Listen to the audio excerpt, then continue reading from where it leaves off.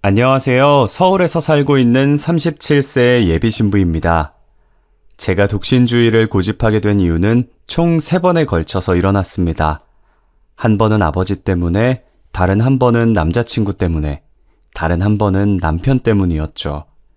가장 먼저 말씀드릴 일은 중학생 시절 일어난 일입니다. 인테리어 사업을 하는 아버지는 실속이 있는 알부자였죠. 돌아가신 할아버지에게서 물려받은 건물도 있었고, 성실하고 실력이 있었던 아버지는 불황이란 걸 모를 정도로 사업을 잘 운영하셨습니다. 그래서 어릴 때부터 돈 걱정 없이 살았는데요. 아버지가 가부장적이고 엄하셨던 것도 아니었습니다. 회사와 집밖에 모르는 아버지는 100점 만점의 자상하고 좋은 가장이셨습니다. 공사를 하러 지방으로 출장을 갈 때면 하루에도 몇 번씩 엄마에게 전화를 하셔서 그날 무슨 일이 있었는지 자세하게 말씀하시곤 하셨죠. 여보, 나 부산 잘 도착했어. 당신은 별일 없지? 당신은 어때? 일은 잘 되어가? 큰 문제는 없어. 어제 공사 발주한 주인이 갑자기 오픈을 앞당기겠다고 해서 오늘부터 이틀 정도는 철야 작업을 해야 할 것 같아. 어떡해, 너무 피곤하고 힘들겠다. 할 수 없지 뭐. 난 당신하고 소정이 생각해서 열심히 해야지. 당신 힘들 텐데 얼른 들어가서 쉬어. 무슨 일 있으면 전화하고. 당신도 무슨 일 있으면 꼭 전화해야 해. 알겠지? 아버지는 몸은 떨어져 있어도 엄마랑 제 생각뿐이었어요. 주말이 되면 아버지는 늘 저희랑 같이 시간을 보내셨죠. 교회로 드라이브를 가거나 잘 알려진 맛집을 찾아 멀리 여행을 가기도 했어요. 엄마와 저를 끔찍하게 사랑해주는 아버지 덕분에 행복한 날들을 보내면서 중학교에 입학하게 되었어요. 그런데 어느 날 갑자기 아버지께서 폭탄 선언을 하시더라고요. 느닷없이 엄마에게 별거를 하자고 요구한 것이었죠. 당신하고 소정이한테는 정말 미안하지만 나 이제 혼자 살고 싶어. 뭐? 그게 무슨 말이야? 당신 더위라도 먹은 거야? 그런 거 아니야. 그냥 혼자서 생각할 시간이 필요해서 그래. 요 앞에 원룸 구해서 혼자 살 테니까. 왜 갑자기 혼자 살겠다는 건데? 당신 수상해. 설마 여자라도 생겼어? 아님 나 몰래 빚이라도 진 거야? 엄마가 대답해보라고 닥달을 해봐도 아버지께서 좀처럼 입을 안 여시더라고요. 그러면서 갑자기 따로 안 살아도 된다면서 못 들은 걸로 하라는데 어떻게 그걸 모른 척하고 있겠어요. 엄마가 하루 종일 붙들고 그 이야기만 하니까 결국 아버지가 죽을 죄를 졌다는 거 있죠? 내가 죽을 죄를 졌어. 술에 취해서 나도 모르게 실수를 해서. 뭐? 실수? 설마 당신 진짜로 여자 생긴 거야? 내가 술에 너무 취했나 봐. 기억이 안 나는데 깨어보니까 어떤 여자랑 같이 있더라고. 딱 하룻밤 잔 건데 애가 생겼다길래. 뭐? 딴 여자랑 잤다고? 당신 지금 제정신이야? 저도 아버지 말이 믿기지 않았어요. 아버지가 하는 말이 모두 꿈같이 느껴져서 멍하니 아버지와 엄마만 쳐다봤던 것 같아요. 엄마는 한참 동안 생각하더니 이제야 깨달았다는 듯이 그 질문을 꺼내더라고요. 왜 지우라고 안 했어?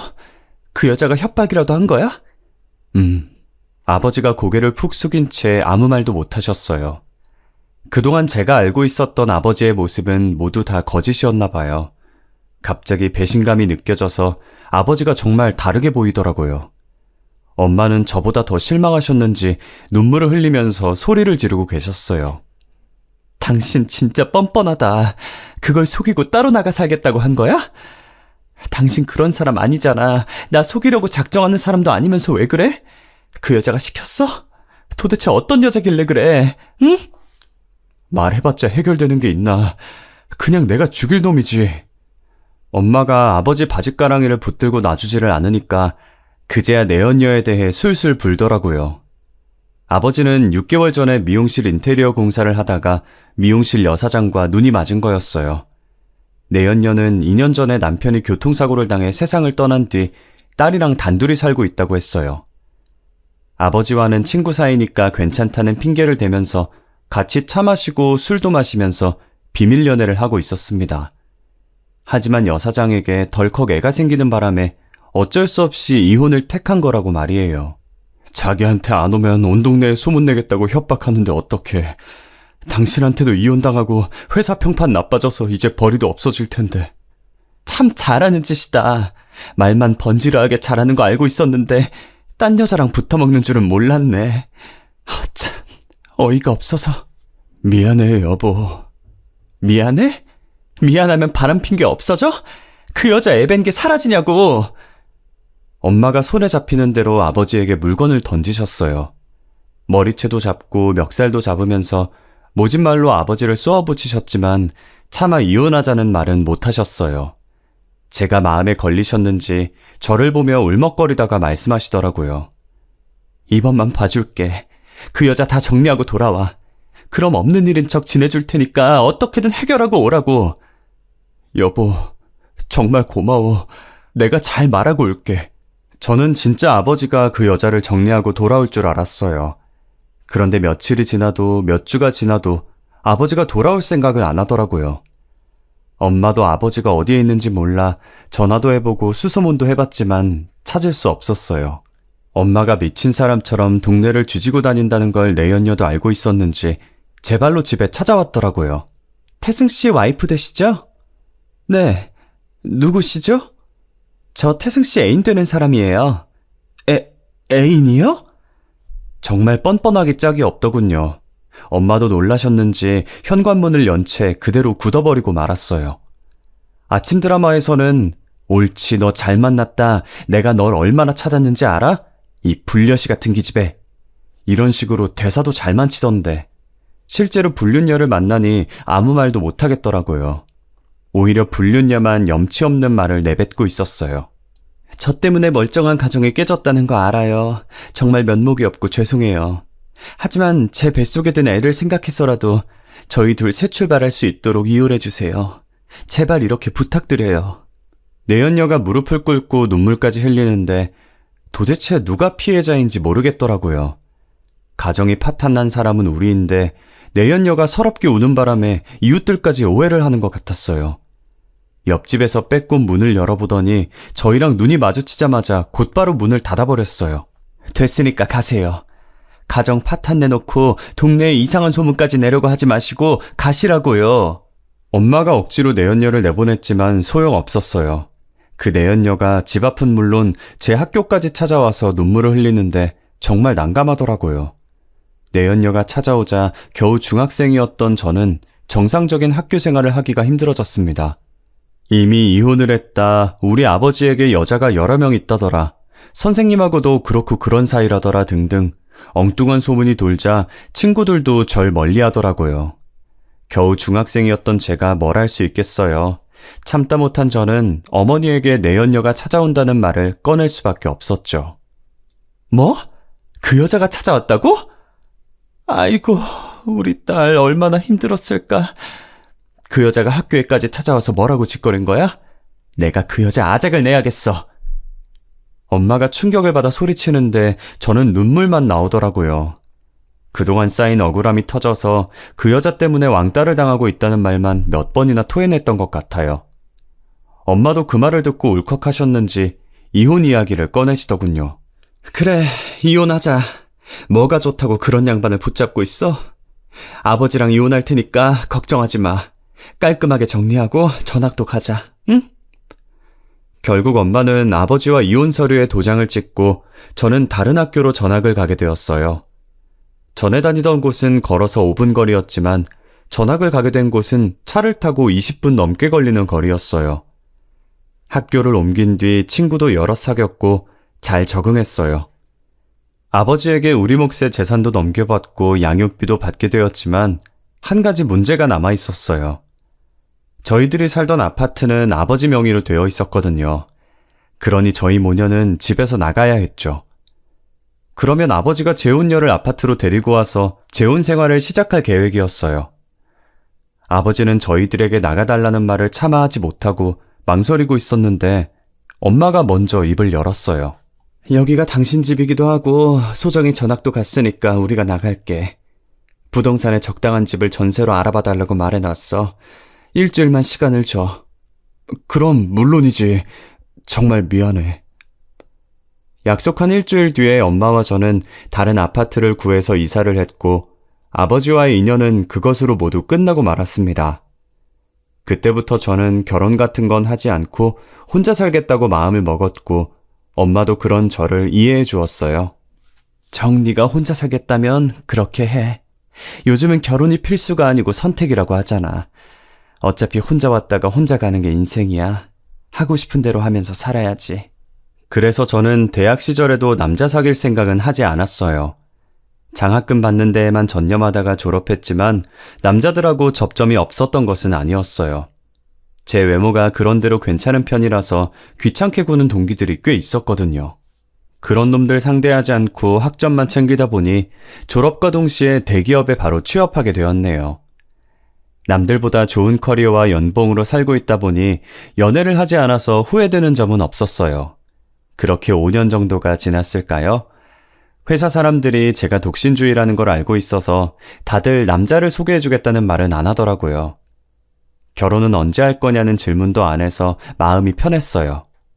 그런데 어느 날 늘 점심을 같이 먹던 직장 언니가 저한테 소개팅 자리를 주선하려고 하더라고요. 소정아, 너 진짜 결혼 안 할 거야? 언니, 갑자기 그건 왜? 알잖아, 나 독신주의자인 거. 아무도 안 만나도 괜찮아. 너한테 꼭 소개시켜주고 싶은 사람이라서 그래. 우리 남편 후배인데 너무 괜찮아서 연결시켜주려고. 내가 만나봤는데 너랑 잘 맞을 것 같아. 저는 웃으면서 아직은 그럴 생각이 없다고 했지만 언니는 집요했어요. 한 달 전에 결혼한 신혼이라서 그런지 결혼하니까 너무 좋다는 말을 달고 살더라고요. 이러다 연애 좀 해라, 결혼 생각은 없냐는 말을 꺼내겠다 싶었는데 역시나 꺼내더군요. 너도 이제 곧 30이다. 더 늦으면 결혼을 하고 싶어도 못해. 내가 좋은 남자 소개해 줄 테니까 만나보자. 아, 언니, 나 남자 만날 생각 없다고 했잖아. 그럼 밥만 같이 먹어봐. 얼굴만 보는 건데 뭐 어때? 내가 만나봤는데 돈도 잘 벌고 진짜 잘생겼더라. 너 소개 안 받으면 땅을 치고 후회할 정도라니까? 안 그래도 언니가 집들이를 했을 때 만난 남편 후배 이야기를 한 적이 있었거든요. 그날 술을 마시면서 친해져서 그 뒤로도 몇 번 만난 것 같았어요. 저한테 남편 후배가 건축 설계사라서 직업도 괜찮고 성격도 좋은 것 같다고 여러 번 말했었거든요. 아니에요. 그런 자리 불편해서 체할 것 같아요. 에이, 딱 한 번인데? 딱 한 번 더 어려워? 당연히 저는 어렵다고 거절했죠. 그런데 절 볼 때마다 남편 후배 이야기를 꺼내는 바람에 노이로제에 걸릴 것 같았어요. 차라리 한 번 만나버리고 훌훌 털어버리고 싶어서 연락처를 달라고 했죠. 전화번호를 저장해서 메시지를 보내봤더니 생각보다 대화하는 게 재밌더라고요. 별거 아닌 이야기였지만 이것저것 물어봐주고 저한테 적극적으로 다가오는 게 새로웠어요. 그렇게 시덥지 않은 날씨 이야기, 취미 이야기를 나누다 결국 약속을 잡게 되었죠. 약속 장소로 가니 훤칠하게 생긴 남자가 일어서서 저를 반기더라고요. 안녕하세요. 강정호라고 합니다. 만나서 반가워요. 네, 안녕하세요. 제가 시간 맞춰서 올 걸 알고 있었는지 미리 와서 차도 시켜놨더라고요. 제가 좋아하는 차 종류도 기억해놓고 주문해 주어서 첫인상이 좋았어요. 게다가 언니가 말한 대로 잘생긴 얼굴에 친절하고 차분한 말투더라고요. 특히 저를 사로잡은 건 목소리였어요. 목소리가 되게 성우 같더라고요. 건축 설계 하신다고 들었는데 목소리가 성우 같으시네요. 네, 감사합니다. 대학 다닐 때 방송반이었어요. 성우도 잠깐 꿈꿨었는데 어떻게 맞추셨네요? 제가 목소리가 좋다고 하니까 그런 말을 많이 들었다고 하면서 자랑을 하더라고요. 그 모습이 재수없거나 이상한 건 아니었어요. 재미있기도 했고 저한테도 칭찬을 많이 해주어서 어색한 것도 많이 없어졌거든요. 메시지로 대화한 것처럼 리드를 많이 해줘서 첫 만남인데도 몇 년은 만난 것처럼 편해졌어요. 그래서 또 만나고 싶다는 생각은 했었죠. 제가 급한 일이 생겨서 이렇게 차만 마시고 가셔서 어떡해요. 이왕 만난 거 더 오래 있고 싶었는데. 다음에 만나면 되죠. 일 끝나고 연락 주세요. 정호 씨가 먼저 더 같이 있고 싶다고 말할 줄은 몰랐어요. 그런데 솔직하게 감정 표현을 해주니까 제 얼굴이 다 빨개지더라고요. 그래도 최대한 티내지 않고 웃으면서 헤어졌어요. 집에 가서도 정호 씨가 계속 생각났어요. 연락은 언제 줄지 핸드폰만 보고 있는데 회사에서도 그러고 있다가 직장 언니에게 딱 걸리고 말았어요. 소정아, 그 남자랑 밥 먹었지? 어땠어? 어색했어? 먹었는데 나쁘지 않았어. 괜찮았던 것 같아. 그냥 괜찮은 느낌이 아닌 것 같은데? 너 아까부터 핸드폰만 쳐다보고 있잖아. 내가 언제 그랬다고 그래. 나 그런 적 없어. 에이, 나한테 속일 걸 속여라. 너 정호 씨가 완전 마음에 들었구나? 마음에 든 거 아니라고 시치미를 뗐지만 속으로는 더 만나봤음 하는 마음이 컸죠. 정호 씨도 그랬는지 저한테 연락을 꾸준히 했습니다. 몇 번만 만나보자고 했던 게 편한 친구처럼 사귀게 된 것 같아요. 그런데 자연스럽게 사귀게 된 게 참 문제인 게 만난 지 6개월이 지나도 애매하다는 생각이 들더라고요. 정식으로 사귀자는 말을 하는 것도 웃기고 우리 사귀는 거 맞지? 묻는 것도 웃겨서 그냥 얼렁뚱땅 데이트만 계속하게 되었어요. 그런데 한편으론 오히려 다행이라는 생각도 들었죠. 아직까진 사귀는 거나 결혼을 전제로 만나는 거는 부담스러웠거든요. 결혼 생각을 할 때마다 아버지가 떠올라서 정호랑은 친구처럼 만나서 밥이나 커피를 먹고 이런저런 이야기를 하는 게 딱 좋았어요. 시간이 흘러서 어느덧 3년이 지나자 제 마음도 달라지기 시작하더라고요. 이제 제 나이도 33이어서 어정쩡한 관계를 계속할 수 없다는 생각이 들었어요. 그래서 저도 정호에게 결혼 이야기를 꺼내려고 했죠. 흘리듯이 우리 결혼은 안 할 거야? 라고 말하려고 했는데 막상 만나니까 너무 긴장되더라고요. 평소처럼 맛집을 찾아가 밥을 먹는데 생각했던 말을 꺼낼 수가 없었어요. 그런데 정우가 먼저 나서서 무언가를 건네주더라고요. 소정아, 너한테 줄 게 있어. 정우가 건넨 걸 보니까 청첩장이었어요. 정말 어이가 없었죠. 어떻게 3년 사귄 여자친구한테 이걸 줄 수 있지? 싶어서 머릿속이 새하얘졌던 것 같아요. 제가 충격을 받아서 입만 뻐끔거리고 있으니까 아무렇지 않게 축하해달라는 말을 하더라고요. 나 곧 결혼해. 꼭 와서 축하해줘. 지금 나보고 축하해달라고? 우리 사귀는 사이잖아. 3일도 아니고 3년을 만났어. 그런데 어떻게 네 결혼식에 와달라는 말을 할 수 있어? 제가 정신 나간 것처럼 소리 지르니까 당황스러운 표정으로 저를 보고 있더라고요. 아니, 난 그냥 편한 친구라고 생각했어. 미안해. 뭐? 그럼 우리 둘이 잔 건 뭔데? 그 3년이란 시간 동안 우린 그저 친구였어? 그건 서로 좋으니까 같이 즐긴 거라고 생각했는데, 넌 그게 아니었어? 뭘 같이 즐겨? 이제 보니 나를 가지고 놀았던 거네. 너 진짜 쓰레기구나. 아니, 그럼 사귀는 사이에 밥만 먹고 모텔 가고 그래? 너도 아무 말 없이 따라오니까 즐기자는 소린 줄 알았지. 뚫린 입이라고 막말하네. 너 지금 민지 언니 때문에 그러지? 그 언니 남편이랑 같이 일하고 있어서 이러는 거잖아. 제 말이 맞는 모양이었어요. 전국을 찔렸는지 갑자기 아무 말도 못하고 꿀먹은 벙어리가 되어버리더라고요. 말도 안 되는 핑계를 왜 댈까 생각해봤는데 아무래도 정우를 소개시켜준 언니 때문 같았어요. 그거 아니면 이렇게 바보 같은 짓을 할 리가 없었거든요. 민지 언니의 남편이랑 건축 설계 관련 회사를 차린 걸로 알고 있었거든요.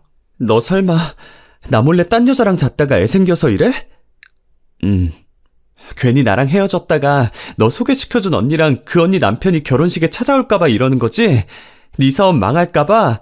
그럼 언니한테는 그냥 파트너였다고 말하려고?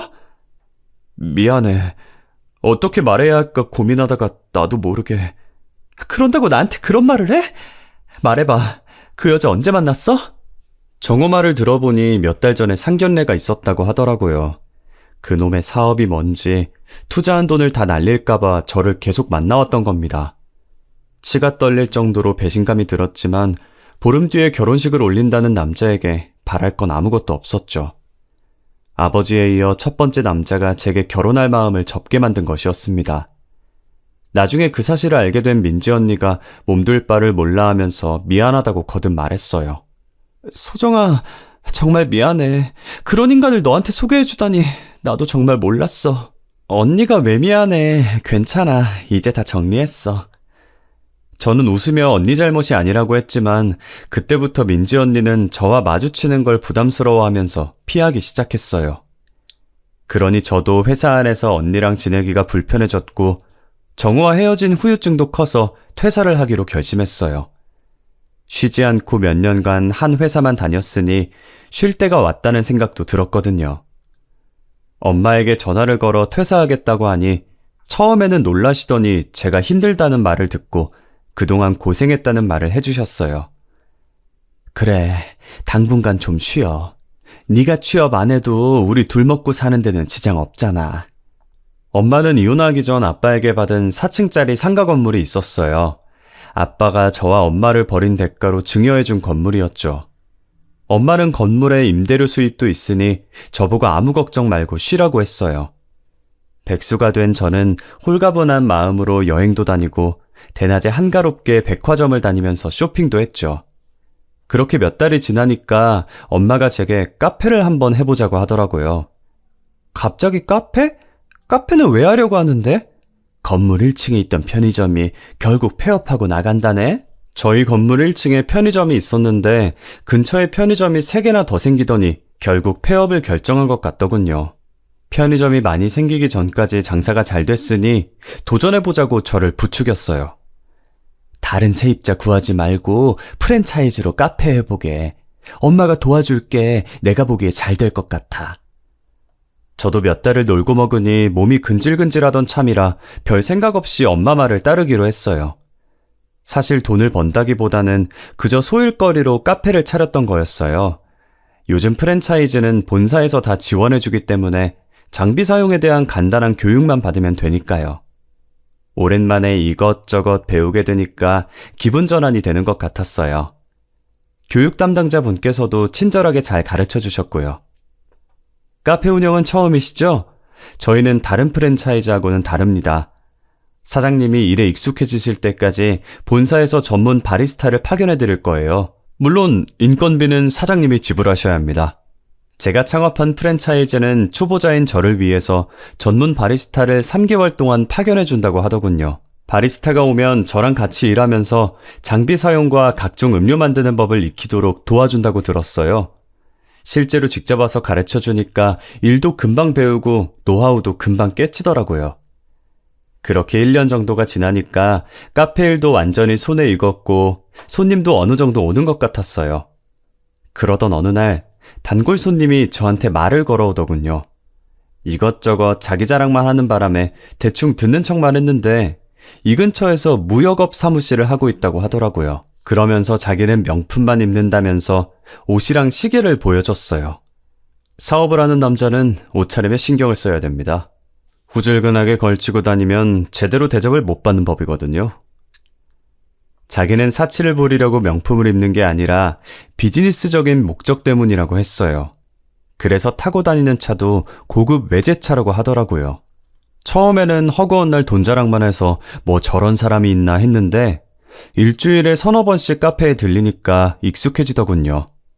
딱 봐도 저한테 어필하려고 그러는 것 같았거든요.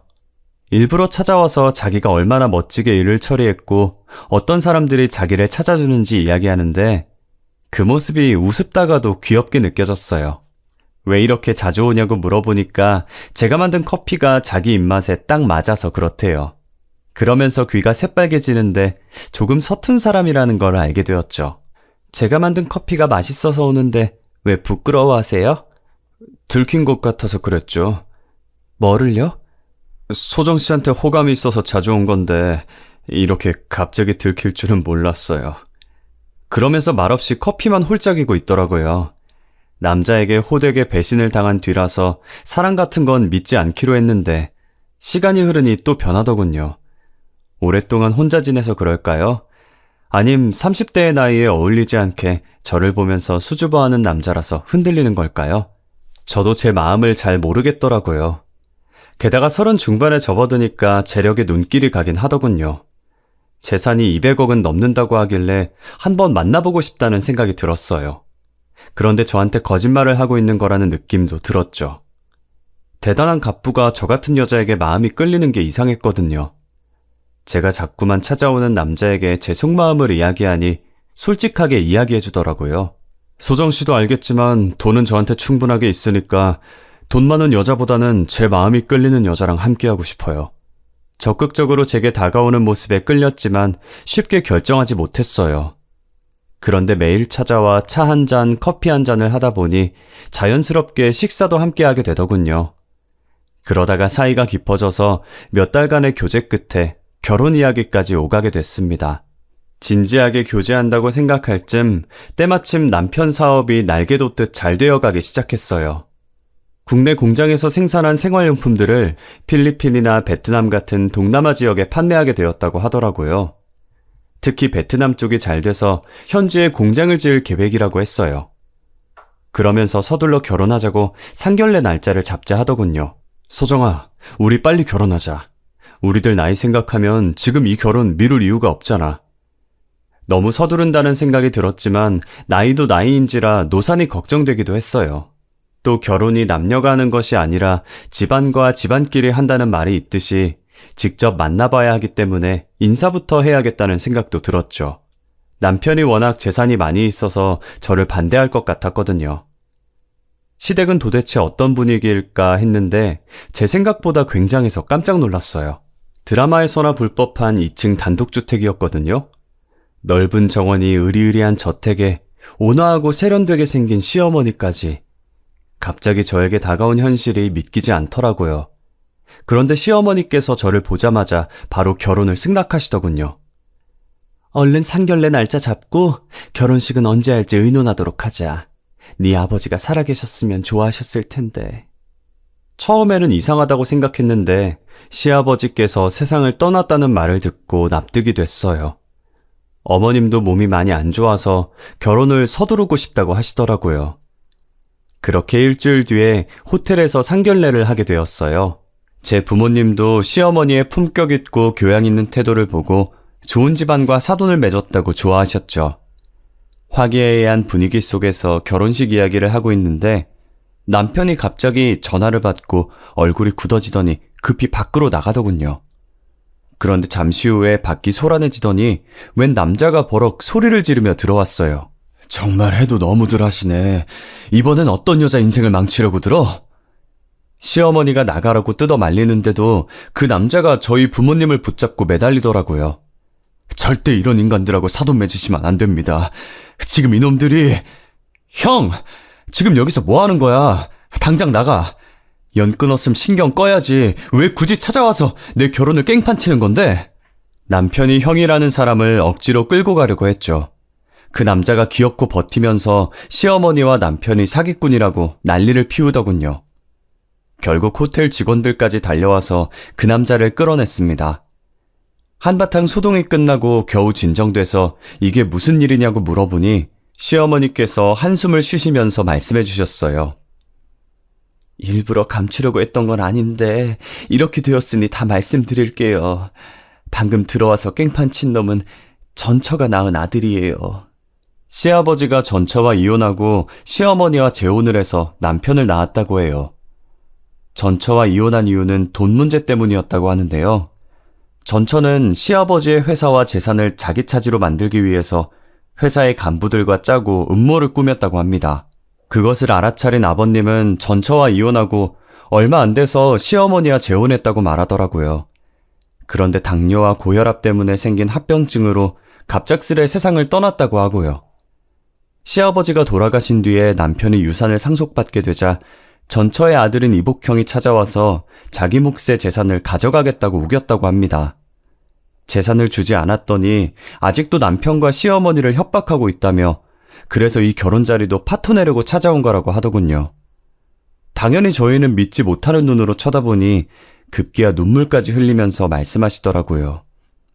사돈은 저런 놈 말 믿으시면 안 되죠. 저놈은 지 아버지만 믿고 술과 도박에 빠져서 건달처럼 살던 놈이에요. 인생이 불쌍해서 재산을 조금 떼주었는데 그새 다 써서 더 달라고 계속 덤벼드네요.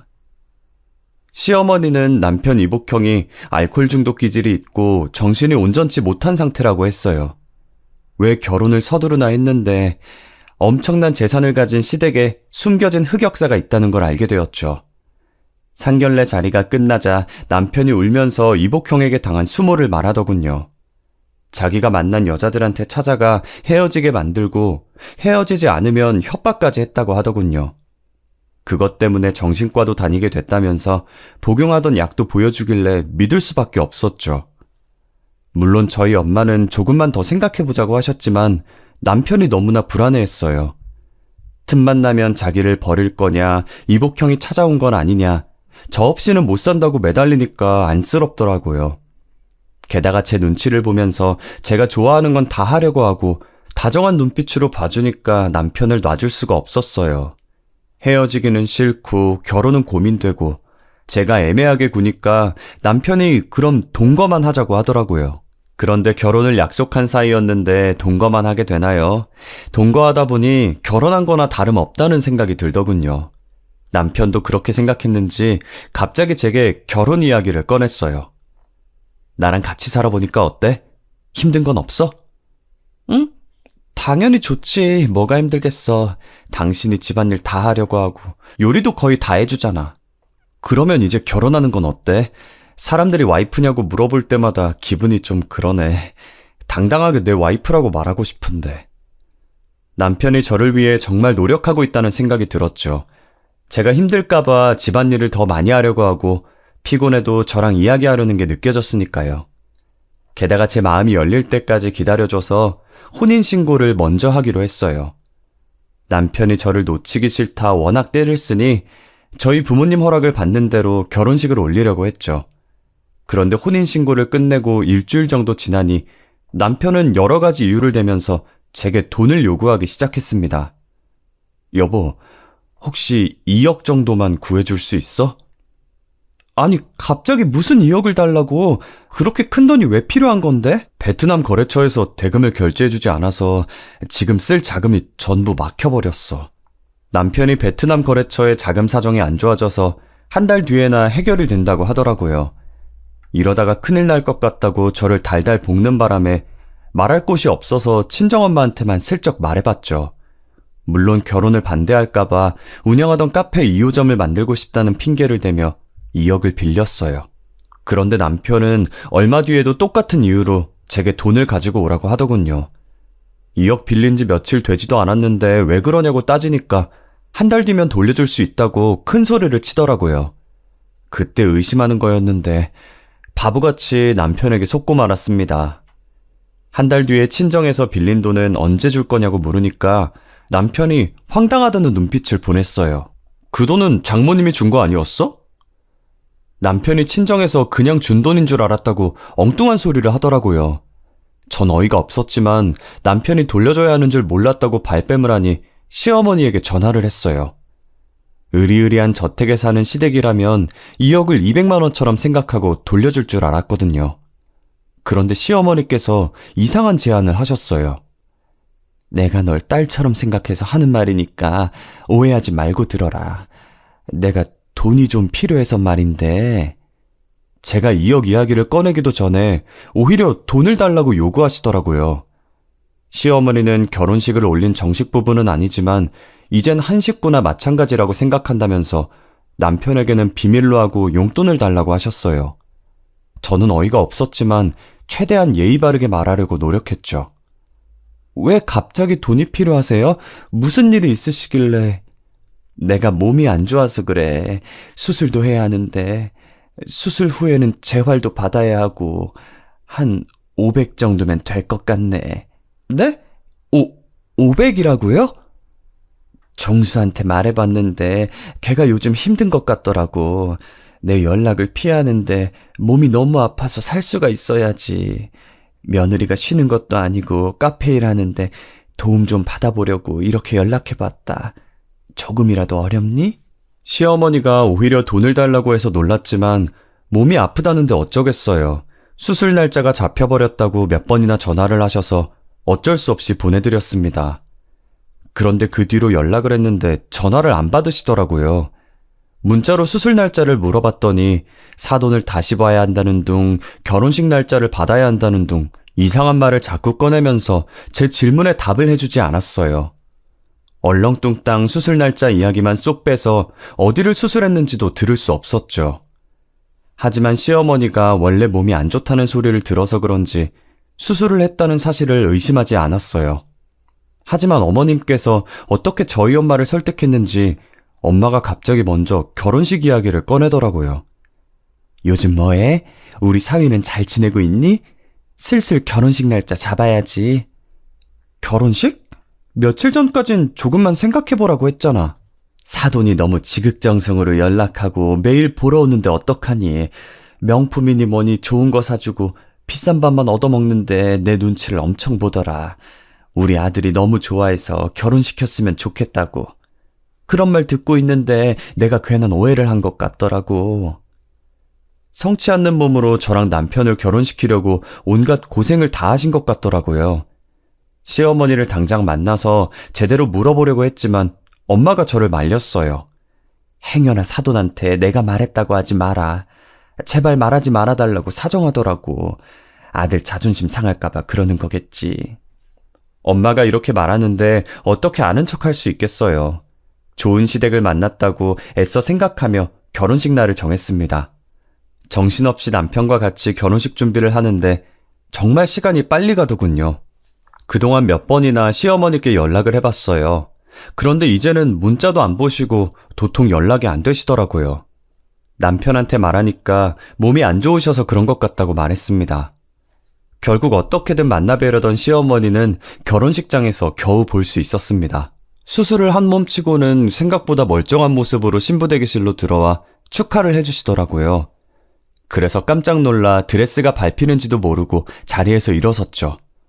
어머님, 몸은 괜찮으세요? 수술 날짜 이야기해 주신다면서 그 뒤로 연락이 안 돼서 걱정했어요. 얼굴도 예쁜데 이렇게 성격까지 좋을까? 수술은 잘 됐으니까 신경 쓰지 말아라. 이제 내 건강을 내가 챙길게. 아, 네, 어머님, 감사해요. 앞으로 아프시면 저 꼭 불러주세요. 아휴, 안 그래도 된다니까. 나는 하객들 맞아야 하니 나가 있으마.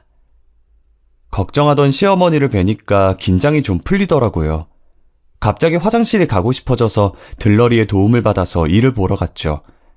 비어있는 칸으로 들어가 조심조심 드레스를 들어올리려는데 옆 칸에서 익숙한 목소리가 들려왔어요. 사장님, 저예요. 네, 카페를 담보로 하면 1억은 대출이 되는 거죠? 네, 제 며느리 카페예요. 서류는 전부 준비했고 오늘 괌으로 출발하면 내일 시작할 거예요. 네, 그럼 잘 부탁드립니다. 실수 없이 할게요. 아무리 들어봐도 시어머니 목소리였어요. 제 카페를 뭐 어떻게 한다는 거고 실수 없이 한다는 말은 또 무슨 말일까요? 순간 등골이 서늘해지면서 온몸에 소름이 돋더라고요. 저희가 신혼여행을 괌으로 가기로 했는데 저 몰래 제 카페에 대출을 받으려는 속셈이었죠. 그 사실을 알고 신부대기실로 돌아오니 머릿속이 엄청나게 복잡해졌습니다. 그 순간 남편의 이복형이 신부대기실로 급히 뛰어들어왔습니다. 여기 있으면 큰일 나요. 당장 나 따라와요. 어서! 거칠게 제 손을 잡길래 영문도 모른 채 뛰어야만 했습니다. 평소 같았음 뭐하는 짓이냐고 뿌리쳤을 테지만 이복형에게 묻고 싶은 것들이 있었거든요. 한참을 달리다 결혼식장에서 떨어진 대로변까지 오게 되었습니다. 많이 놀랐죠? 미안해요. 하지만 상황이 너무 급해서 어쩔 수 없었어요. 만약 식 마치고 괌으로 갔으면 소정 씨는 전 재산 전부 날릴 뻔했다고요. 어떻게 알고 계셨어요? 저도 우연히 알게 돼서 깜짝 놀랐는데. 혹시 어머니께서 저를 이복 형제라고 하셨나요? 제가 그렇다고 하니 남편이 감추고 있던 비밀을 말해주더군요. 저는 정말 믿을 수 없어서 멍하니 이복형이 하는 말만 듣고 있었어요. 사실 종수는 제 이복동생이 아니라 친동생이에요. 그리고 부끄럽지만 저희 어머니랑 제 동생은 돈에 미쳐서 여자한테 사기치다가 저한테 걸려서 저는 가족들과 연을 끊은 상태고요. 이복형을 제외한 모든 가족이 사기꾼이었다니 너무 큰 충격을 받아 숨도 제대로 쉬지 못하고 듣고만 있었습니다. 종수 그 자식은 3년 전에도 제 친구 여동생을 홀려서 돈을 뜯어내려다가 다 들켜서 교도소까지 갔다 왔어요. 제가 종수를 욕하자 어머니는 오히려 종수 편을 들면서 이렇게라도 돈을 벌어야 된다며 정신 나간 소리를 해댔어요. 지금 제가 들은 말이 전부 사실인가요? 그럼 그쪽이 상견례장에 찾아온 것도 사기를 막아주려고 온 거고요? 네. 어머니랑 종수가 또 결혼을 준비한다길래 그쪽한테 또 무슨 짓을 벌일까 두려워서 제가 나선 겁니다. 사건의 전말을 알게 되자 저는 기가 막혀서 허탈한 웃음이 나왔어요. 다행히 저는 그 길로 결혼식을 파토내고 곧바로 변호사와 상담하여 남편에게 이혼 소송을 걸었습니다. 잠시나마 사기꾼들을 가족으로 생각했던 제 자신을 원망하게 되더라고요. 물론 사기꾼 시모와 남편 둘 다 사기죄로 형사고발했습니다. 고소장을 확인한 전 남편은 끝까지 저를 속이려고 달콤한 말만 늘어놓더라고요. 난 어머니한테 이용당한 거야. 나도 이렇게 살고 싶지 않았는데 자기 말대로 하지 않으면 너한테 다 말해버릴 거라고 해서 그게 너무 무서워서 그랬다고. 이러면서 눈물을 흘리는데 이제는 불쌍하지도 않고 정말 가증스럽더군요. 이런 남자가 뭐가 좋다고 결혼을 하겠다고 마음을 먹었는지 아직도 제가 너무 바보같이 느껴집니다. 세상 물정 모르는 어린애도 아니고 다 큰 여자가 이런 일을 당했다고 하면 비웃음을 당할까봐 어디에다 대고 말도 하지 못했습니다. 그 뒤로 아무도 믿지 못하고 연애도 결혼도 모두 다 포기한 상태입니다. 아버지의 불륜에 첫 남자친구의 배신, 그리고 사기꾼을 만나 망가진 제 인생. 한 사람이 당한 수모라고 하면 누가 과연 믿어줄까요? 독신주의를 넘어서 이제 사람도 믿지 못하겠는데 저는 어찌하면 좋을까요?